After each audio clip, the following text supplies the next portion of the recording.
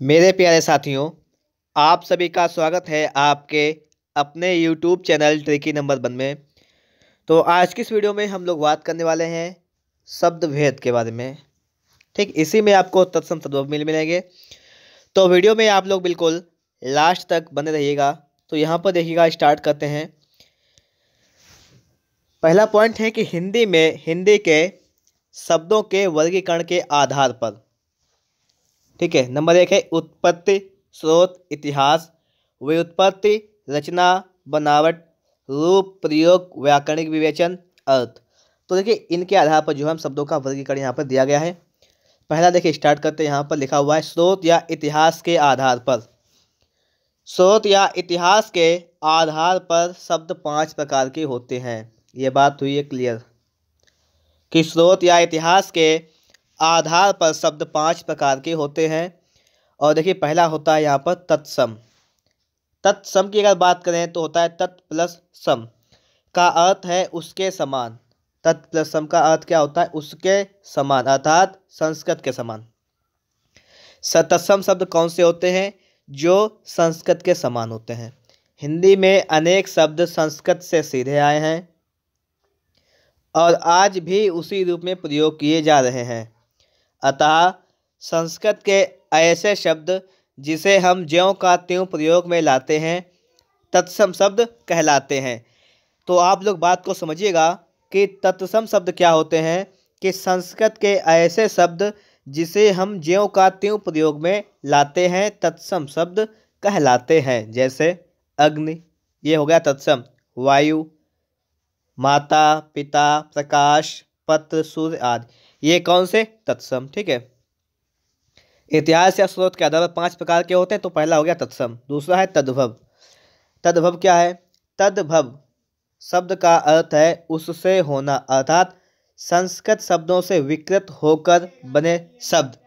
हिंदी में अनेक शब्द ऐसे हैं जो निकले तो संस्कृत से ही हैं, पर प्राकृत अपभ्रंश पुरानी हिंदी से गुजरने के कारण बहुत बदल गए हैं। मतलब क्या है कि हिंदी में अनेक शब्द, मतलब बहुत से शब्द ऐसे हैं जो निकले तो किससे हैं? संस्कृत से ही हैं, पर प्राकृत अपभ्रंश पुरानी हिंदी से गुजरने के कारण बहुत बदल गए हैं। अतः संस्कृत के जो शब्द प्राकृत, अपभ्रंश, पुरानी हिंदी आदि से गुजरने के कारण आज परिवर्तित रूप में मिलते हैं, उन्हें तद्भव कहते हैं। मतलब जो संस्कृत से चेंज हो गए हैं उन्हें क्या कहते हैं? तद्भव कहते हैं। जैसे उदाहरण देखिए दिया गया है, ये तद्भव हैं। ये संस्कृत से शब्द निकला, ये उज्ज्वल, कर्पूर, संध्या, हस्त। ठीक है। तो ये प्राकृत में कैसे हो गए? उज्ज्वल, कपूर, संध्या, हस्त, ये हस्त। और इसका फिर हिंदी में उजला, कपूर का कपूर, संध्या का सांझ, हस्त का हाथ। तो ये कौन से शब्द हो जाएंगे आपके? ये हो जाएंगे इधर वाले आपके तद्भव। ठीक है। आगे देखें हम लोग, तो आगे लिखा हुआ है देशज या देसी। देशज शब्द का अर्थ है देश में जन्मा। देशज क्या होता है? जो देश में जिसका जन्म हुआ हो। अतः ऐसे शब्द जो क्षेत्रीय प्रभाव के कारण परिस्थिति व आवश्यकता अनुसार बनकर प्रचलित हो गए देशज या देशी शब्द कहलाते हैं। जैसे थैला अपने देश का हो गया, गड़बड़, टट्टी, पेट, पगड़ी, लोटा, टांग, ठेठ, ये सब कहाँ के शब्द हैं? अपने देश के शब्द हो, इन्हें क्या कहेंगे? देशज। ठीक है। आगे हम लोग बात करें तो आप लोग आगे देखिएगा। आगे है विदेशी या विदेशज आगत। विदेशज मतलब विदेश प्लस ज। शब्द का अर्थ है विदेश में जन्मा, मतलब ऐसे शब्द जो किसमें जन्मे हो? विदेश में। आगत शब्द का अर्थ है आया हुआ। हिंदी में अनेक शब्द ऐसे हैं जो हैं तो विदेशी मूल के, पर परस्पर संपर्क के कारण यहाँ प्रचलित हो गए हैं। अतः अन्य देश की भाषा से आए हुए शब्द विदेशज शब्द कहलाते हैं। तो आप लोगों ने समझ लिया होगा कि देशज क्या होता है? जो अपने देश से ही जन्मा हो, और विदेशज जो दूसरे देश में जन्मा हो, यहाँ पर आया हो जाएगा विदेशी शब्द या आगत शब्द। जैसे लिखा हुआ है, विदेशज शब्दों में से कुछ को ज्यों का त्यों लिखना अपना लिया गया, जैसे ऑर्डर, कंपनी, कैंप, क्रिकेट इत्यादि। और कुछ को हिंदीकरण करके अपनाया गया है, जैसे ऑफिसर का अफसर। ठीक है। लैंटर्न का लालटेन, हॉस्पिटल का अस्पताल, कैप्टन का कप्तान, ये शब्द हो जाएंगे। ठीक है, तो कुछ को तो ज्यों का त्यों ले लिया गया है और कुछ को थोड़ा सा चेंज, मतलब उसका हिंदी अनुवाद करके अपना लिया गया है। ठीक है, ये भी बात समझ में आ रही होगी आप लोगों के। आगे देखो, हिंदी में विदेशी शब्द मुख्यतः दो प्रकार के हैं। कौन कौन से हैं? विदेशी शब्द जो हैं वो दो प्रकार के हैं। एक मुस्लिम शासन के प्रभाव से आए, अरबी फारसी आदि शब्द, और दूसरा है यूरोपीय कंपनियों के आवागमन व ब्रिटिश शासन के प्रभाव से आए, अंग्रेजी आदि शब्द। मतलब एक मुस्लिम शासन के द्वारा आए और दूसरा जो यूरोपीय कंपनियां आई थी, ब्रिटिश लोग आए थे, उनके द्वारा। हिंदी में फारसी शब्दों की संख्या लगभग कितनी है? 3500। ठीक है, हिंदी में जो है फारसी शब्दों की संख्या कितनी है? 3500 है। अंग्रेजी शब्दों की संख्या कितनी है? 3000 है। और अरबी शब्दों की संख्या लगभग 2500 है। ठीक है, इसको आप लोग थोड़ा सा समझ लीजिएगा कि जो हिंदी हमारी भाषा है उसमें फारसी शब्दों की संख्या कितनी है? 3500 है लगभग। अंग्रेजी की 3000 और अरबी शब्दों की संख्या 2500 है। आगे देखिएगा, इसको समझना। ठीक है, ये आता है एग्जाम में।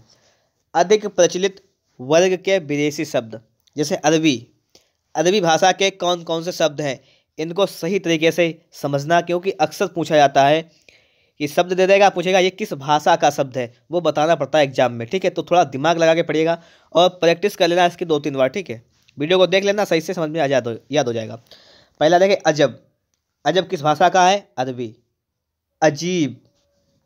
अदालत। अदालत जानते हो, कोर्ट कचहरी अदालत, तो अदालत कहाँ का है? अरबी भाषा का। अक्ल। अल्लाह। असल। आखिर। आदमी। इनाम। इजलास। इज्जत। इलाज। ईमान। उम्र। एहसान। औरत। औसत। कब्र। कमाल। कर्ज। किस्मत। कीमत। किताब। कुर्सी। खत। खिदमत। ख्याल। जिस्म। जुलूस। जलसा। जवाब। जहाज। दुकान। जिक्र। तमाम। तकदीर। तारीख। तकिया। तरक्की। दवा। दावा। दिमाग। दुनिया। नतीजा। नहर। नकल। तो ये शब्द कहाँ के हैं? अरबी भाषा के हैं। ठीक है, सही समझिएगा। सारे पढ़ता हूँ। फ़कीर। फ़िक्र। फैसला। बहस। बाकी। मुहावरा। मदद। मजबूर। मुकदमा। मुश्किल। मौसम। मौलवी। मुसाफिर। यतीम। राय। लिफाफा। वारिस। शराब। हक। हजम। हाजिर। हिम्मत। हुक्म। ठीक है, आगे हैजा। हौसला। हकीम। हलवाई इत्यादि। पूछ लेगा आपसे कि दुनिया किस भाषा का शब्द है, तो बताएंगे अरबी। हकीम किस भाषा का है? अरबी। कब्र अरबी। नहर अरबी। हजम अरबी। ठीक है, कुछ भी पूछ सकता है। हौसला अरबी भाषा का शब्द है। किताब अरबी भाषा का है, ये पूछता है। औरत अरबी भाषा का है। तरक्की अरबी भाषा। मुकदमा, अदालत, ये सब अरबी भाषा के शब्द हैं। आप लोग फिर से समझ लीजिएगा, पढ़ लीजिएगा, चाहे इसका चलिए स्क्रीनशॉट ले लीजिएगा। इसका आप लोग स्क्रीनशॉट ले लीजिएगा इस प्रकार से। अब देखो आगे, अब फारसी भाषा के भी शब्द हैं। क्या है? फारसी भाषा के भी शब्द हैं। ठीक है, इनको भी देखते हैं। जैसे लिखा हुआ है फारसी भाषा के, आबरू। इज्जत आबरू नहीं होती है, उसी को कहते हैं आबरू। आतिशबाजी। आफत। आराम। आमदनी। आवारा। आवाज़। उम्मीद। उस्ताद। कमीना। कारीगर। किशमिश। कुश्ती। कूचा। खाक। खुद। खुदा। खामोश। खुराक। गरम। गज। ठीक है, गवाह। गिरफ्तार। गिर्द। गुलाब।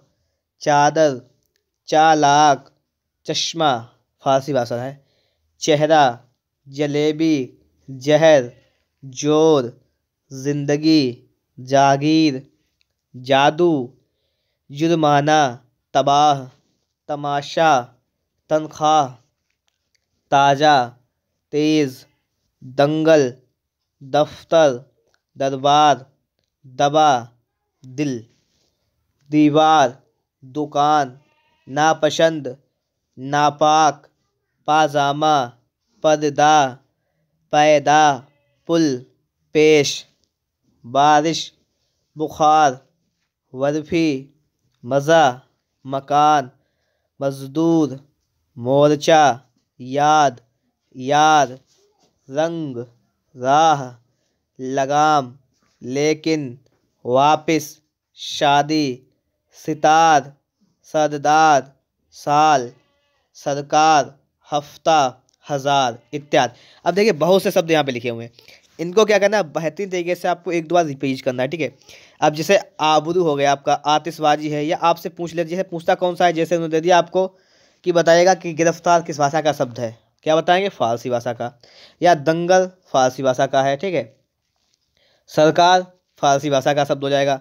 चश्मा फारसी भाषा का। तो ऐसे ही पूछ लेता है आपसे, ठीक है। शादी फारसी भाषा का हो जाएगा, ठीक। उम्मीद फारसी भाषा। जलेबी किस भाषा का शब्द है, फारसी भाषा का। तो ऐसे शब्द पूछता है। किशमिश। तो आपको क्या करना है, इनको बेहतरीन तरीके से याद करना है। इसका भी आप स्क्रीनशॉट ले लीजिएगा। आगे लिखा हुआ है कि अंग्रेजी, अंग्रेजी भाषा के भी शब्द आपको यहाँ पर दिए गए हैं कि अंग्रेजी भाषा के शब्द कौन कौन से, ये भी देखिएगा आप लोग।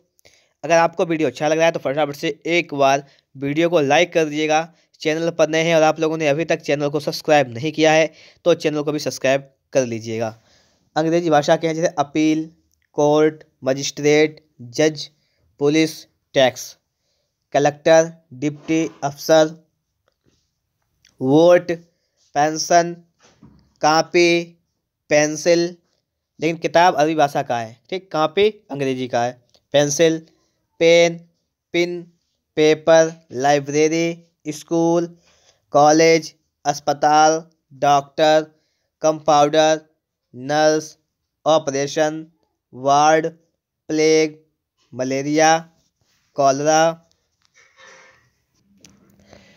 Hernia, diphtheria, cancer, coat, collar, pant, पतलून, हैट, ठीक है, bush shirt, sweater, hat, boot, jumper, blouse, blouse, cup, plate, jug, lamp, gas, माचिस, cake, toffee, biscuit, toast, chocolate, jam, jelly, train, bus, car, motor, lorry, scooter, cycle, battery, brake, engine, union, rail, ticket, parcel, post card, money order, station, office, clerk, guard इत्यादि शब्द जो है वो अंग्रेजी भाषा के शब्द हैं, ठीक है।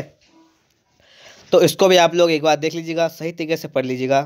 आगे है कि कम प्रचलित वर्ग के विदेशज शब्द, ये कम प्रचलित हैं जैसे, लेकिन आता है। इस वर्ग के विदेशज शब्दों में प्रत्येक की संख्या 100 के आसपास है। जैसे तुर्की शब्द है, जैसे आता है चाकू, बहुत बार आ चुका है कि चाकू किस भाषा का है, कैंची, ये आता है बहुत ज़्यादा बार, तुर्की भाषा के हैं, ये भी पढ़ लीजिएगा एक बार। उर्दू शब्द जो है वो तुर्की भाषा का है। बहादुर,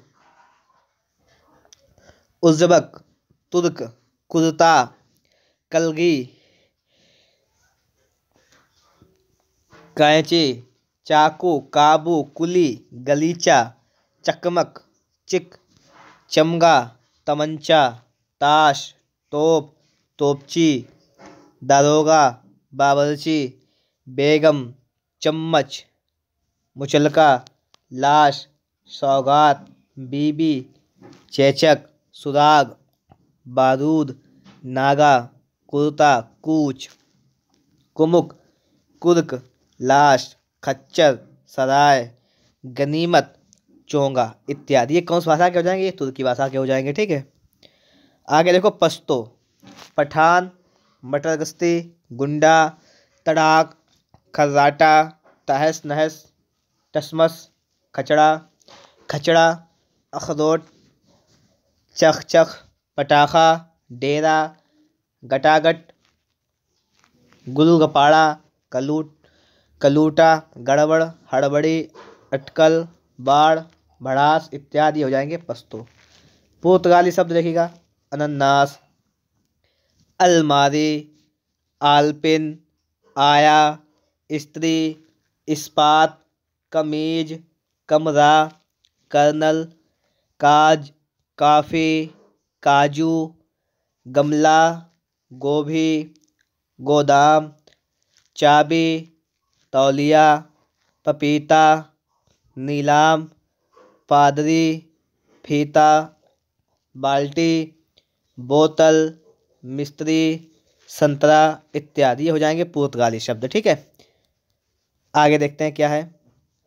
आगे है अत्यंत कम प्रचलित वर्ग के विदेशी शब्द, जैसे फ्रांसीसी या फ्रेंच के हैं। काजू फ्रांसीसी शब्द है। कारतूस, कर्फ्यू, कूपन, अंग्रेज, लाम, फ्रांस, फ्रांसीसी, बिगुल ये कहाँ के हैं? फ्रांस के शब्द हैं। डच के शब्द क्या हैं? तुदूप ये ताश में होता है। बम। आगे रूसी शब्द है rouble, jar, MiG, vodka, Soviet, Sputnik आदि शब्द हो जाएंगे। ठीक है, आगे हम लोग अगर बात करें, लिखा हुआ है चीनी शब्द, चाय, लीची, चीकू, चीनी ये शब्द कहाँ के हो जाएंगे? चीनी शब्द। जापानी रिक्शा जापानी शब्द है। सायोनारा ये जापानी शब्द है। ठीक है, ये तो हो जाएंगे यहाँ तक। आगे संकर शब्द क्या होते हैं? दो विभिन्न स्रोतों से आए शब्दों के मेल से बने नए शब्दों को संकर शब्द कहते हैं। मतलब क्या है कि दो विभिन्न स्रोतों से आए शब्दों के मेल से बने नए शब्दों को संकर शब्द कहते हैं। जैसे छाया ये संस्कृत का है, दार फारसी भाषा का है, तो हो जाएगा छायादार। इसे क्या है? संकर शब्द हो जाएगा दो भाषाओं के मिलन से। पान हिंदी का है, दान फारसी का है, तो हो जाएगा पानदान। रेल अंग्रेजी का है, गाड़ी हिंदी का है, तो मिल जाएगा रेलगाड़ी। ठीक, सील अंग्रेजी का है, बंद फारसी का है, तो हो जाएगा सील बंद। तो ये शब्द हुए संकर शब्द। आगे हम लोग बात करें तो अगला लिखा हुआ है रचना या बनावट के आधार पर। रचना या बनावट के आधार पर। रचना या बनावट के आधार पर शब्द तीन प्रकार के होते हैं। पूछा जाता है, ये क्वेश्चन यही वाला जाता है कि रचना या बनावट के आधार पर शब्द कितने प्रकार के होते हैं? तो तीन प्रकार के। ठीक, पहला है रूढ़ शब्द। रूढ़ क्या होता है? जिन शब्दों के सार्थक खंड ना हो सकें और जो अन्य शब्दों के मेल से ना बना हो उसे रूढ़ शब्द कहते हैं। ठीक है, मतलब जिसके हम टुकड़ा ना कर सकें, सार्थक खंड ना हो सके, मतलब जिस सार्थक खंड मतलब जानते हो क्या है? सार्थक खंड मतलब कि जो खंड करे उनका कोई औचित्य ना हो। ठीक, तो क्या हो जाएगा? तो उन्हें कहते हैं, अगर खंड करेंगे उनका अलग अलग अर्थ हुआ तो कुछ औचित्य होगा, कुछ औचित्य ही ना हो। ठीक है, तो वो होता है आपका रूढ़ शब्द, जिसे मौलिक या अयौगिक शब्द भी कहा जाता है। अब देखो यहाँ पे बात है कि रूढ़ शब्द को किस नाम से जाना जाता है? तो मौलिक शब्द भी कहते हैं या अयौगिक शब्द भी कहते हैं। जैसे चावल ले लिया शब्द, चावल शब्द का यदि हम खंड करेंगे तो चा प्लस वल या चाव प्लस ला, तो ये निरर्थक खंड होंगे। देखिए, चा का कोई मतलब नहीं, वल का कोई मतलब नहीं, चाव का कोई मतलब नहीं, ला का कोई मतलब नहीं। अतः चावल शब्द रूढ़ शब्द है। अन्य उदाहरण देखिए, दिन, घर, मुंह, घोड़ा ये कैसे हो जाएंगे? रूढ़ शब्द। तो सीधी सी बात यह है कि सार्थक खंड ना हो सकें उन्हें क्या कहते हैं? रूढ़ शब्द कहते हैं। आगे यौगिक है। अब यौगिक समझो क्या होता है। यौगिक का अर्थ है मेल से बना हुआ। जो शब्द दो या दो से अधिक शब्दों के से मिलकर बनता है उसे यौगिक शब्द कहते हैं। यौगिक शब्द क्या होता है? यौगिक शब्द का अर्थ है कि मेल से बना हुआ। जो शब्द जो है दो या दो से अधिक शब्दों से मिलकर बनता है उसे क्या कहते हैं? यौगिक शब्द कहते हैं। जैसे विज्ञान है, यह दो शब्दों से मिलकर बना है, वे प्लस ज्ञान। ठीक, सामाजिक तो समाज प्लस एक, विद्यालय विद्या का आलय, राजपुत्र मतलब राजा का पुत्र इत्यादि। ये क्या कहते हैं? यौगिक शब्द। यौगिक शब्दों की रचना तीन प्रकार से होती है। उपसर्ग से होती है, प्रत्यय से और समास से। मैंने आपको समास तो पढ़ा दिया है, उपसर्ग प्रत्यय वही पढ़ा देंगे। ठीक, कोई दिक्कत नहीं है। तो यौगिक समझिए क्या होता है। यौगिक का अर्थ होता है कि मेल से बना हुआ। जो शब्द दो या दो से अधिक शब्दों के मेल से बनता है उसे यौगिक कहते हैं। जैसे विज्ञान मतलब वी प्लस ज्ञान, सामाजिक मतलब समाज प्लस एक, इसी प्रकार से। ठीक है, और यौगिक शब्दों की रचना तीन प्रकार से होती है, उपसर्ग से, प्रत्यय से, समास से। ये भी याद करने वाली बात है। आगे है एक तीसरा है योग रूढ़। ये क्या है? वे शब्द जो यौगिक तो होते हैं परंतु जिनका अर्थ रूढ़ मतलब विशेष अर्थ हो जाता है, योग रूढ़ शब्द कहलाते हैं। जिनका अर्थ कैसा हो जाता है? विशेष। वे शब्द जो यौगिक तो होते हैं परंतु जिनका अर्थ विशेष हो जाता है, योग दूर शब्द कहलाते हैं। यौगिक होते हुए भी ये शब्द एक इकाई हो जाते हैं, यानी ये सामान्य अर्थ को ना प्रकट कर किसी विशेष अर्थ को प्रकट करते हैं। आप लोगों ने समास को पढ़ा था, तो बहुवचनीय समास की बात यहाँ पे हो रही है। समझ लीजिएगा कि बहुवचनीय समास में क्या होता है कि उसका अर्थ कुछ अलग प्रकट होता है। वैसा ही यहाँ पे योग दूर है, जैसे पीताम्बर, जलज, लंबोदर, दशानन, नीलकंठ, गिरधारी, दशरथ, हनुमान, लाल फीताशाही, चारपाई इत्यादि। ठीक है, तो ये क्या हो जाएंगे, योग दूर। मतलब जिनका अपना खुद का अर्थ ना हो, विशेष अर्थ प्रकट करें, उन्हें हम कहते हैं योग रूढ़। पीताम्बर का सामान्य अर्थ है पीला वस्त्र, किंतु यह विशेष अर्थ में श्री कृष्ण के लिए प्रयुक्त होता है। इसी तरह जलज का सामान्य अर्थ है जल से जन्मा, किंतु यह विशेष अर्थ में केवल कमल के लिए प्रयुक्त होता है। जल में जन्मे और किसी वस्तु को हम जलज नहीं कह सकते हैं। यह भी बात क्लियर हुई। ठीक है, तो आप यहाँ पे समझने का थोड़ा सा प्रयास कीजिएगा। मतलब देखिएगा, यहाँ पर है कि बहुवचनीय समास के सभी उदाहरण योग रूढ़ शब्द के उदाहरण हैं। देखिए बात वही आ गई जो मैंने अभी आपको आगे बताया था कि बहुवचनीय समास में भी यही कंडीशन होती है कि उसमें अर्थ का एक मतलब कोई शब्द दिया गया, उसका एक विशेष अर्थ होता है। बताया मैंने आपको, जैसे पीताम्बर कह दिया गया, ये श्री कृष्ण के लिए यूज होता है। पीताम्बर श्री कृष्ण को कहते हैं। ठीक है, तो बस वही सिस्टम यहाँ पर भी है कि ये जो योग रूढ़ शब्द है ये किसके अंतर्गत आ जाता है। मतलब जितने भी बहुवचनीय समास के उदाहरण हैं वो सभी क्या है, वो सभी योग रूढ़ शब्द के उदाहरण हैं। ऐसा वाक्य आपका बन सकता है, आपसे इस प्रकार का क्वेश्चन भी पूछा जा सकता है। आगे है कि प्रयोग के आधार पर, रूप या प्रयोग के आधार पर, इसको समझिएगा कि प्रयोग के आधार पर हिंदी दो प्रकार के होते हैं। प्रयोग के आधार पर जो है शब्द दो प्रकार के होते हैं प्रयोग के आधार पर, एक विकारी, एक अविकारी। विकारी क्या होते हैं, वे शब्द जिनमें लिंग वचन कारक के आधार पर मूल शब्द का रूपांतरण हो जाता है, विकारी शब्द कहलाते हैं। ठीक है, विकारी शब्द क्या होते हैं, वे शब्द जिनमें लिंग वचन कारक के आधार पर मूल शब्द का रूपांतरण हो जाता है, विकारी शब्द कहलाते हैं। जैसे विकारी देखना, जैसे लड़का पढ़ रहा है और लिंग परिवर्तन कर दिया, जैसे लड़की पढ़ रही है, तो ये क्या हो जाएगा, विकारी शब्द। लड़का दौड़ रहा है, वचन परिवर्तन कर दिया, लड़के दौड़ रहे हैं, वचन चेंजमेंट कर दिया, एक वचन का बहुवचन कर दिया। लड़के के लिए आम लाओ, कारक में परिवर्तन कर दिया, लड़कों के लिए आम लाओ। तो ये शब्द क्या कहलाएंगे, विकारी। अब एक क्वेश्चन आता है एग्जाम में बहुत अच्छा, संज्ञा, सर्वनाम, विशेषण और क्रिया, ये कैसे शब्द हैं, इनमें से कोई एक पूछ लेगा तो ये विकारी शब्द हैं। ये याद कर लीजिएगा, कहीं पे नोट कर लीजिएगा पॉइंट कि संज्ञा, सर्वनाम, विशेषण, क्रिया, ये कैसे शब्द हैं, ये विकारी शब्द हैं। ठीक, और संज्ञा में जो आता है वो विकारी होगा, सर्वनाम में विकारी, विशेषण में विकारी और क्रिया विकारी। तो ये शब्द विकारी। जैसे संज्ञा में क्या आता है, ये देखो, किसी का ब्राह्मण जाति आ गई, जैनचंद नाम, पटना किसी जगह का नाम, हाथ पाँव, लड़का लड़की, किताब, पुलिस, सफाई, ममता, बालपन, ढेर, कर्म, सर्दी, सिरदर्द आदि ये संज्ञा है। किसी व्यक्ति, वस्तु, स्थान, जाति, समूह आदि के नाम को संज्ञा कहते हैं।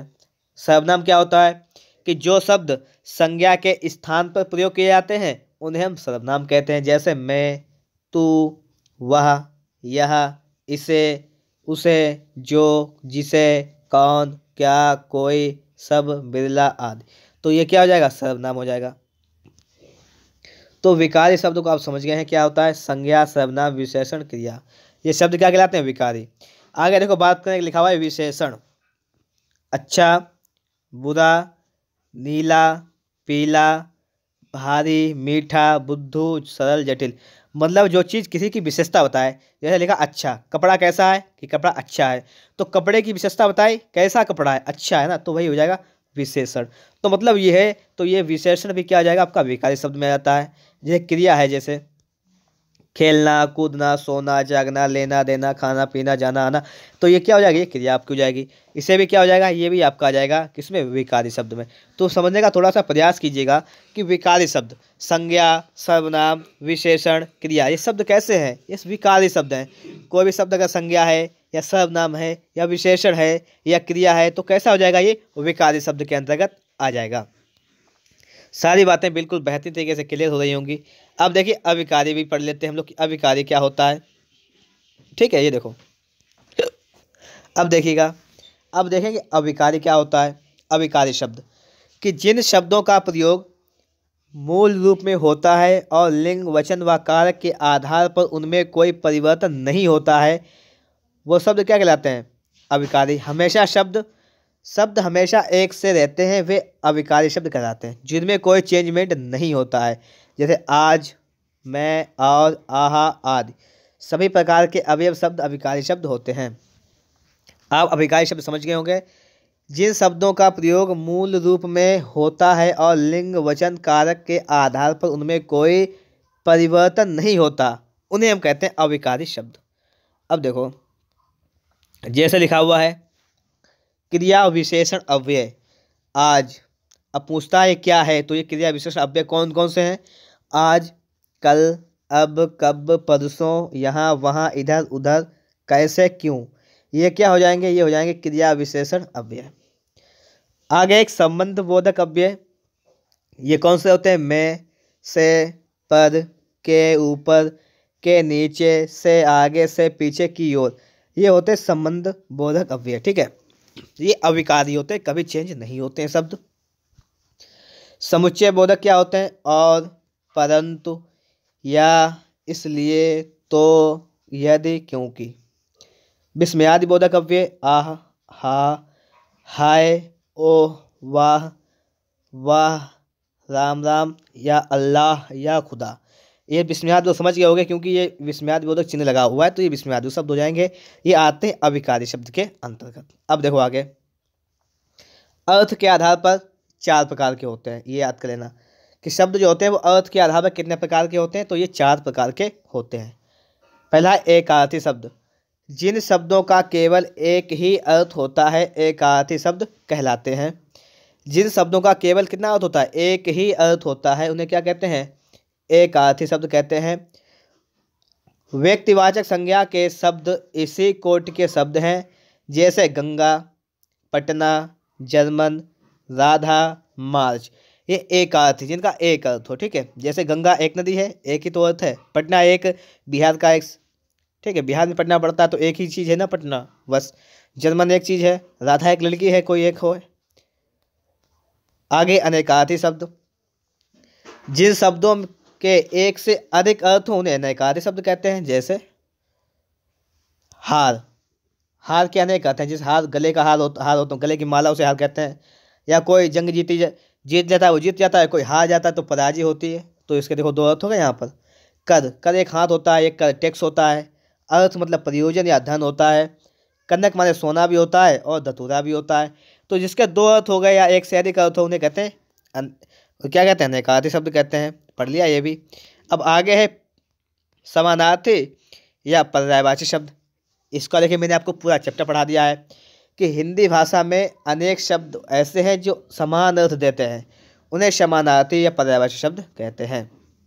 जैसे आकाश का है, नभ माने भी आकाश होता है, गगन माने भी आकाश, आसमान तो आसमान होता है। सूर्य का रवि, भानु, भास्कर, ये सभी सूर्य के हो जाएंगे। बादल का मेघ, जलद, वारिद।